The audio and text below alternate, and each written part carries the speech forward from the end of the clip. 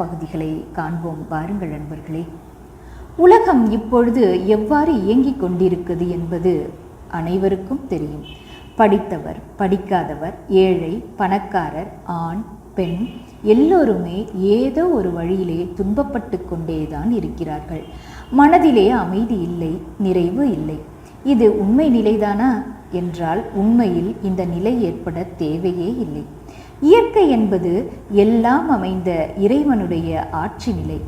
இதிலே குறைவு என்பதற்கு இடமே இல்லை. மனிதன் செய்யக்கூடிய செயலின் விளைவாகத்தான் எல்லா அனுபவங்களும் மனிதனுக்கு கிடைக்கிறதே தவிர இயற்கை இனிமையாகவே தான் இருக்கிறது.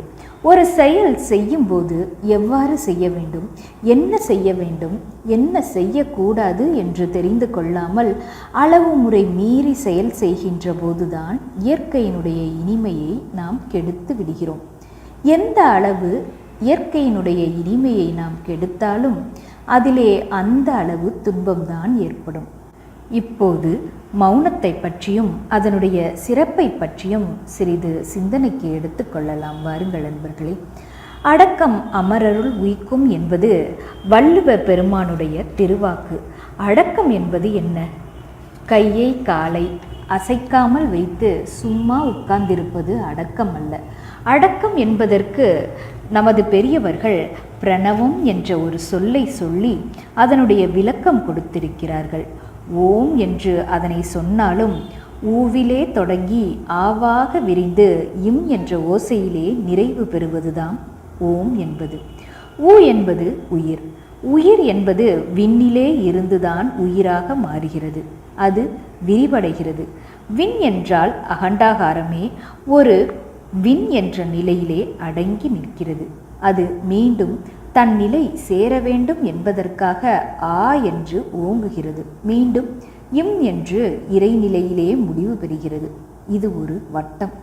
இவ்வாறு பிரபஞ்ச தத்துவம் அத்தனையும் உணர்ந்து கொள்ள உணர்த்தவல்ல வார்த்தையே ஓம் என்பது. இதையேதான் எட்டும் இரண்டும் தெரியாத மூடருக்கு எதை சொன்னாலும் பிரயோஜனமில்லை என்று சொல்வார்கள். வேறு ஒன்றும் இல்லை. நாம் மலைக்கவே வேண்டாம். 2 என்பது தமிழ் எண்ணில் ஊ. ஊ என்றால் உயிர். 8 என்றால் ஆ. அதாவது ஊ என்பது 2ஆகவும் 8 என்பது ஆவாகவும் வைத்து கொண்டால் ஆ தான் விரிவடைகிறது. எதை நோக்கி? உயிரெல்லாம் இறைநிலையை நோக்கியே விரிவடைகிறது. அந்த குறிப்பு தான் ஊ ஆ இம். அதே போல நாம் இருக்கிறோம். நம்முடைய மனம் எத்தனை வகையில் ஓடிக்கொண்டிருக்கிறது என்று பார்க்கிறோம். அதில் எண்ணியதெல்லாம் நடக்க வேண்டும் என்றும் நினைக்கிறோம். நடக்கும், கட்டாயம் நடக்கும். ஏனென்றால் எண்ணத்திற்கு அவ்வளவு வலிமை உண்டு. எண்ணம் என்பதை எடுத்துக்கொண்டால் அதனுடைய அடித்தளம் இறைநிலைதானே. முனையில்தான் மலர்ச்சி அடைந்து மனமாக இருக்கிறது. அந்த மனம் அடங்கி நிலைக்கு போக வேண்டும். அலை நிலையாக வேண்டும்.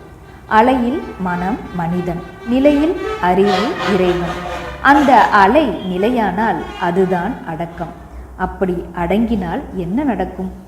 அடக்கம் அமரருள் உய்க்கும். அப்படி அடங்கினால் மனிதன் இறைவனாகவே மாறிவிடுகிறான். அப்பொழுது இறைநிலைக்கு என்னென்ன பெருமை உண்டோ அவ்வளவு பெருமையும் அறிவின் மூலமாக அவனுக்கு உண்டாகிவிடுகிறது. அடக்கம் அமரருள் உய்க்கும். அப்படியென்றால் அடங்காமை, அதாவது அடங்கவில்லை என்றால் தன்முனைப்பு ஏற்பட்டு பொருள் பற்று, அதிகாரப்பற்று உண்டாகும். அதிலிருந்து காம, குரோத, லோப, மோக, மத மாச்சரியங்கள், பஞ்சமகா பாதகங்கள் இவ்வளவும் விளையும் அல்லவா? அடங்காமையில்தான் இவையெல்லாம் விளைகின்றன. அடங்காமை ஆறிருள் உய்த்துவிடும். அடங்காமைதான் துன்பங்களுக்கெல்லாம் காரணமாகி மனிதனை அழித்து விடும் என்பது வள்ளுவரின் வாக்கு. இப்பொழுது அடக்குவதற்கு நாம் பழகினாலே ஒழிய உடனே அடங்கிவிட முடியாது. தூக்கத்தில் இறைவன் நம்மை அடக்கி கொள்கிறான். அவனிலே லயமாக வைத்து கொள்கிறான். ஆனாலும் அதை நாம் தெரிந்து கொள்ளவில்லை. அப்போது நாம் மயங்கி விடுகிறோம். மயங்கிய நிலையில் இறைநிலையை அடையும் போது அதற்கு தூக்கம் என்று பெயர். விழிப்பு நிலையிலே இறைநிலையில் அடங்கினால் அதுதான் யோகம். ஜாக்கிரதம், சொப்பனம், கழுத்தி, துரியம், துரியாதீதம் என்று சொல்வார்களே, இதெல்லாம் நாம் துரியாதீத தவத்திலே செய்கின்றோம். ஜாக்கிரதம் என்றால் புலன்கள் மூலமாக நாம் வெளியில் அலைவது, அதுதான் ஜாக்கிரதம். அதன் பிறகு ஆல்ஃபா வேவ் என்று சொல்வார்களே, அது மனம் அடங்கி உயிரிலே ஒன்றி விடுவது. அப்படி மனம் ஒரு காட்சியாகவோ மௌனமாகவோ ஆகாத போது அது சொப்பனம். அதற்கு மேலே இன்னும் ஆழ்ந்து போனால் துரியம். அப்புறம் இறைநிலையோடு அடங்குகின்ற போது துரியாதீதம். இதெல்லாம் நாம் தவத்தில்தான் வருகிறது. அப்படி அடங்க அடங்க இறைநிலை உணர்வு கிட்டும். அலையும் போது ஒரு எல்லை கட்டிய உணர்வு, ஒரு துன்ப உணர்வு உள்ளது. இது வேண்டும் அது வேண்டும் என்ற வேட்பும் உள்ளது. ஆனால் நிலையிலே என்ன செய்ய வேண்டும் என்று நினைத்தோமோ அதை முடித்து கொள்ளக்கூடிய ஆற்றலும், முடித்த பிறகு ஒரு நிறைவும் ஏற்படக்கூடிய தன்மையும் உண்டாகும்.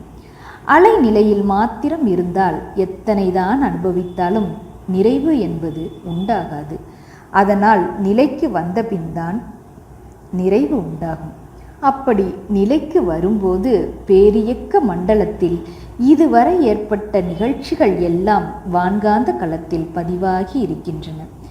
எப்படி நமது உடலில் நாம் பிறந்ததிலிருந்து இன்று வரையில் நடந்த நிகழ்ச்சிகள் எல்லாம் உடலுக்குள்ளாகவே ஜீவகாந்தத்தில் பதிவாகி அவ்வப்போது அதிலிருந்து எழக்கூடிய அலை மூளையில் தாக்கும் போது அது எப்படி பெரிதாக மாறிட நமக்கு எண்ணங்களாக காட்சிகளாக வந்து கொண்டிருக்கிறதோ, அதே போல பேரியக்க மண்டலத்திலும் இதுவரை நடந்த நிகழ்ச்சிகள் அனைத்தும் இருப்பாக பதிவாகி இருக்கிறது.